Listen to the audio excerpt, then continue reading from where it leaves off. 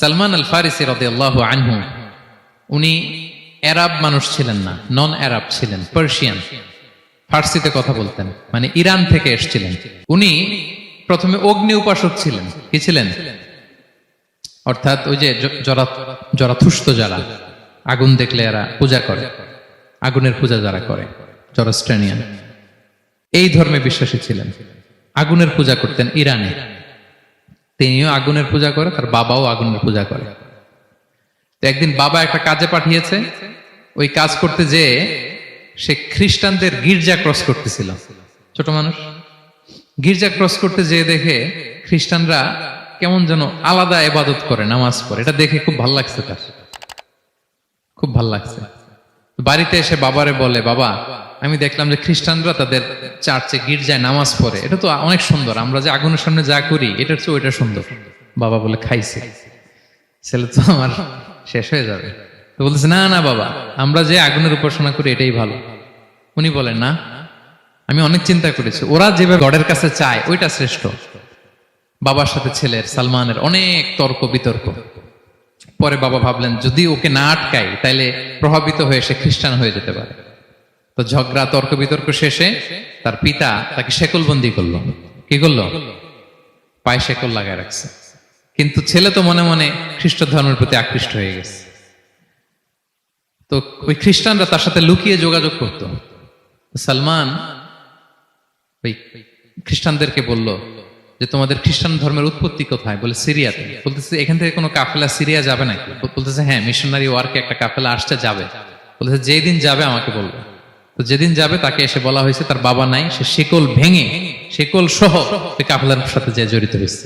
দেখেন বিশ্বাস, আদর্শ মানুষকে কিভাবে উজ্জীবিত করে। উনি চলে গেলেন সিরিয়াতে। সিরিয়াতে যে এক পাদ্রির হাতে বায়াত হলেন, কিন্তু এই পাদ্রিটা ছিল ভণ্ড। সে খ্রিস্টানদের দান সৎকা নিয়ে গরিবদের না দিয়ে নিজেই খেয়ে ফেলতো। তো বেচারা পড়লো বিপদে, যে হায় রে, এত সুন্দর ধর্ম রে কারাপ্টেড করতেছে সে। পরে এই পাদ্রি যখন মারা গেল, সালমান সে আরেক পাদ্রির কাছে গেল। আরেক পাদ্রির কাছে গেল। ওই পাদ্রি আবার অনেক ভালো, খুবই ইবাদত করে। তো ওই পাদ্রি কিছুদিন থাকার পরে ওই পাদ্রিও মারা গেল। ওই মারা যাওয়ার আগে সে জিজ্ঞেস করতেছিল যে, পাদ্রি, এই বর্তমান পৃথিবীতে সবচেয়ে ভালো খ্রিস্টান পাদ্রি কে? বলতেছে, আর কেউ নাই। যদি ভালো খ্রিস্টান পাদ্রি তোমাকে পেতে হয়, জানতে হয়, তোমাকে ইরাকের মোসেল শহরে যেতে হবে। এবার মোসেলে যে সে আরেক খ্রিস্টান পাদ্রির কাছে থাকলো। কিছুদিন পরে ওই পাদ্রিও মারা গেল। তো মৃত্যুর আগে তাকে জিজ্ঞেস করছিল যে, পাদ্রি আপনি বলেন তো, আপনার পরে শ্রেষ্ঠ পাদ্রি কে আছে পৃথিবীতে? সে বলতেছে, আমার পরে শ্রেষ্ঠ কোনো পাদ্রি আর পৃথিবীতে নাই। খ্রিস্টান ধর্ম শেষ হয়ে গিয়েছে, নাই। তবে জেনে রেখো, শেষ জামানার নবী আসার সময় ঘনিয়ে এসছে। তিনি যে এলাকায় আসবে, এলাকাটা চারদিকে পাহাড় বেষ্টিত থাকবে। চারদিকে থাকবে পাহাড়, খেজুরের বাগান, মরুদ্যান। তাকে চেনার আলামত আছে। কি আছে?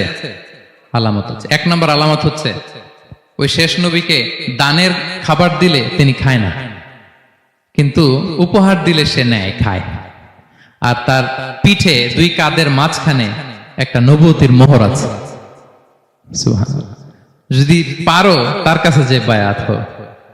সালমান আল ফারিসি পাগল হয়ে গেছে ওনার সন্ধান পাওয়ার জন্য। কিভাবে যাবে, কিভাবে যাবে? তো উনি কিছু ছাগল পালতেন। একটা কাফেলা তিনি পেলেন, যে কাফেলা আরব কাফেলা, বনু কালবের কাফেলা, আরব দেশে যাচ্ছে। তাদের সাথে তিনি চুক্তি করলেন যে, আমার যত ছাগল আছে এই ছাগলগুলো তোমাদের দিয়ে দিব, তোমরা কি ওই এলাকায় আমাকে পৌঁছে দিবা? তারা বললেন, হ্যাঁ, পৌঁছে দিব। সব ছাগল দিয়ে দিলেন, রওনা হইলেন ওই এলাকায়। মাঝপথে তারা তার সাথে জুলুম করলো, অন্যায় আচরণ করলো। তাকে দাস হিসেবে বিক্রি করে দিল ইহুদিদের কাছে। ওয়াদি আল কোরা নামে একটা জায়গা আছে, ওখানকার এক ইহুদির কাছে বিক্রি করে দিল। সে ইহুদির কাছে দাস হিসেবে থাকতে আরম্ভ করলো। অনেকদিন পরে, মদিনার পূর্ব নাম কি দেখি কে বলতে পারে? হ্যাঁ, মাশাআল্লাহ। তো মদিনার পূর্ব নাম হচ্ছে ইয়াসরিব। তো ইয়াসরিবের এক ইহুদি, বনু কুরাইজার ইহুদি, সে আসছে ওয়াদি আল কোরাতে তার কাজিনের কাছে। এসে দেখে নতুন এক দাস পাইছে, বলছে, আমি কিনবো, তুমি কিনতে চাও? তার কাছে বিক্রি করে দিল। তখন ইয়াসরিবের ওই ইহুদি, বনু কুরাইজার, সালমান আল ফারিসিকে নিয়ে ইয়াসরিবে চলে গেল।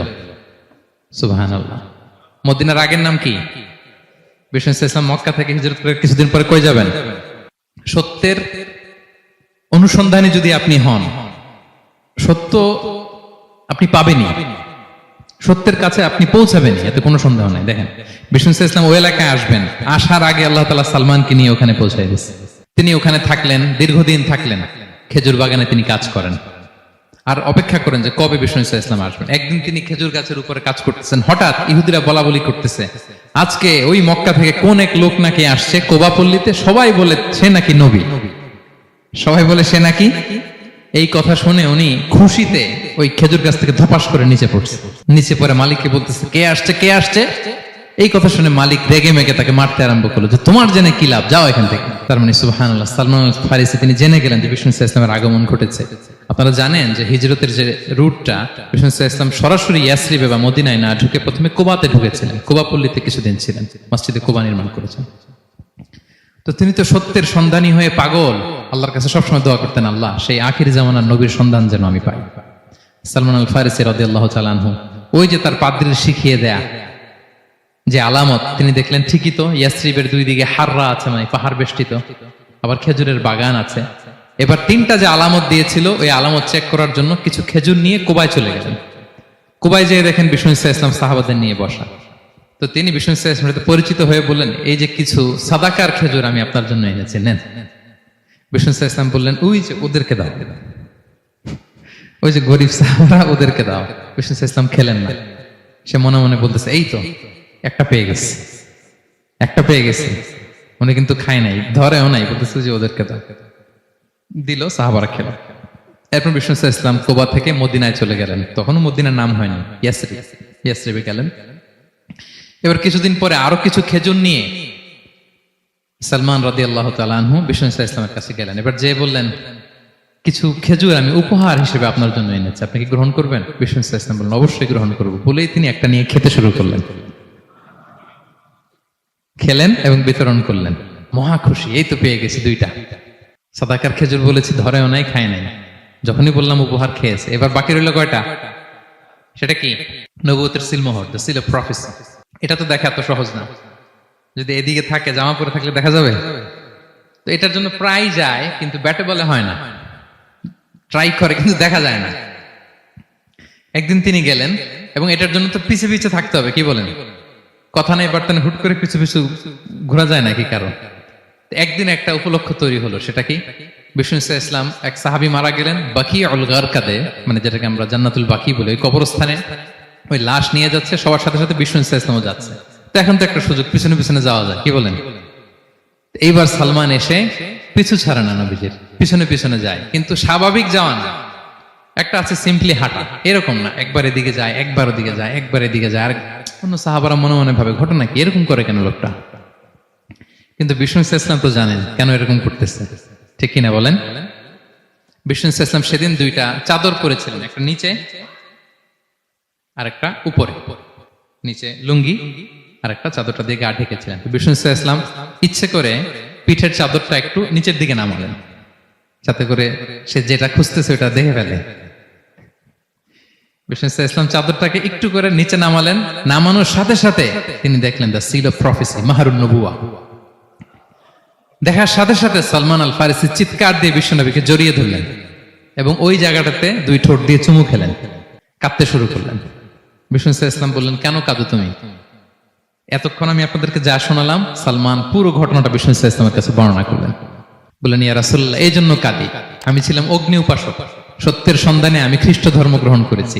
3 খ্রিস্টান পাদ্রী শেষ করে সর্বশেষ যে ভালো পাদ্রীটা, উনি বলছে যে উনি মরার পরে আর কেউ ভালো পাদ্রী নাই, আখির জামার পায়গাম্বার আগমনের সময় এসেছে। পাহাড়ি এলাকা, চারদিকে খেজুর বাগান, এরকম জায়গায় উনি আসবে। আর 3টা সাইন বলেছে, উনি সাদাকা খায় না, উপহার নেয়, খায়, আর তার পিছনে থাকবে মাহরুন নবুয়া, নবুয়তি সিল। সুবহানাল্লাহ। বিষ্ণু ইসলাম খুশি হলেন, তাকে শাহাদা পড়ালেন এবং বললেন যে, তোমার এই দাসত্ব থেকে মুক্তির জন্য কি লাগবে? সে বলে যে, আমার চুক্তি হয়েছে 300 খেজুর গাছ লাগবে। কয়শো? বিষ্ণু ইসলাম বললেন, কে আছো তোমাদের ভাইকে সাহায্য করবা? কেউ 20টা, কেউ 30টা, কেউ 40টা। সব সাহাবারা ডোনেট করে 300 খেজুর দিয়ে দিলেন, খেজুরের গাছ হয়ে গেল। আর 40 গ্রাম স্বর্ণ, এটাও দিতে হবে। তো কোন এক যুদ্ধে বিষ্ণু ইসলাম একটা ছোট্ট স্বর্ণের টুকরে পেয়েছিলেন, বললেন যাও এটা নিয়ে ওজন দাও, ওজন দিলে দেখবা হয়ে গেছে। ওইটা নিয়ে ওজন দেয়া হলো, দেখা গেল মুহূর্তে একেবারে সমানে সমানে 40 গ্রাম হয়ে গেছে। সালমান আল ফারিসি রাদিয়াল্লাহু তাআলা আনহু তারপর থেকে মৃত্যুর আগ পর্যন্ত বিষ্ণু ইসলামের সাথে ছিলেন, সবগুলো যুদ্ধে অংশগ্রহণ করেছেন। এবং 5ম হিজরিতে ওই যে পরীক্ষা খননের কথা আমরা জানি না, দ্য ব্যাটল অফ ট্রেন্চ, এই বুদ্ধিটা আসছিল সালমান রাদিয়াল্লাহু তাআলা আনহুর মাথা থেকে। এটা হচ্ছে ওনার ব্রেন চাইল্ড। কারণ আরব দেশে এরকম পরীক্ষা খনন করার ট্রেডিশনই ছিল না। উনি তো আরব দেশের না, আসছে পারস্য থেকে। ওনার এই বুদ্ধি পরামর্শ নিয়ে বিষ্ণু ইসলাম 5ম হিজরিতে পুরো মদিনার চারদিকে খনন করে এই পরীক্ষা করেছিলেন।